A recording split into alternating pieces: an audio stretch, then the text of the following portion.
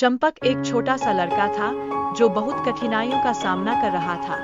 उसके पास न कोई घर था और न ही कोई परिवार। वह सोचता था कि उसकी जिंदगी का कोई अर्थ ही नहीं है। लेकिन एक दिन चंपक ने एक मुर्गी के अंडे की रक्षा की। मुर्गी ने उसकी मदद करने का फैसला किया और उसे एक अंडा दिया, जिससे उसका जीवन थोड़ा बेहतर हो गया। हर दिन चंपक को मुर्गी के अंडे मिलते रहे और इसी से उसने अपनी गरीबी से बाहर निकलने का रास्ता खोज लिया। यह कहानी हमें एहसास दिलाती है कि उम्मीद और संघर्ष कभी खत्म नहीं होते। जैसे ही महाराज ने अपने सेवकों को देसी अंडे ढूंढने का आदेश दिया, लोगों को समझ आ गया कि महारानी की सेहत कितनी गंभीर है। सब लोग चिंतित थे। फिर आया छगनलाल, जो एक लालची नागरिक था। उसने चंपक की मुर्गी को चुराने की योजना बनाई। उसकी लालच ने उसके असली चरित्र को सबके सामने ला दिया।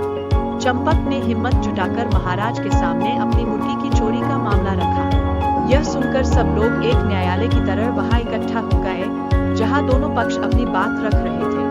तभी मुर्गी ने अपनी कहानी सुनाई। उसने बताया कि वह एक परी है जो दंड के रूप में मुर्गी में बदल गई थी। यह दंड तब तक रहेगा जब तक कोई उसकी मदद नहीं करता। चंपक ने मुर्गी की मदद की थी जब वह मुश्किल में थी, जिससे उसकी सारी परेशानियां खत्म हो गईं। परी ने उसे एक चमत्कारी अंडा देकर उसकी मदद की।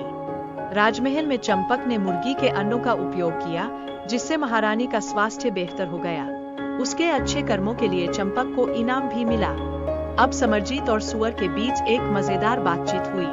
सुअर ने समरजीत को अपने खजाने की कहानी सुनाई, लेकिन समरजीत उसे थोड़ा शक की नजर से देख रहा था। फिर समरजीत एक मुनिवर से मिला, जिसने उसे सुअर के असली राजसी रूप के बारे में जानकारी दी। यह एक रहस्य था जो धीरे धीरे खुलता गया। महाराज ओंकारनाथ के राज्य में जादूगर गौरव आए और सब लोग मनोरंजन में जुट गए। ये एक खूबसूरत समय था, जिसमें राज्य की खुशहाली की झलक दिखाई दी। लेकिन गौरव ने ओंकारनाथ को शिकार के बहाने फंसाया और उसे सुअर में बदलने की कोशिश की, जिससे राज्य पर कब्जा करने का खतरनाक इरादा था। समरजीत ने मुनिवर से मिले त्रिशूल की मदद से सुरक्षा कवच को भेदकर ओंकारनाथ के राज्य में प्रवेश किया। यह एक रोमांचक और साहसिक यात्रा थी। फिर समरजीत ने ध्यान से तोतों में जादू की माला वाले तोते को पहचाना और माला तोड़ने में सफल हो गया। यह सब बहुत ही अद्भुत और रोमांचकारी था।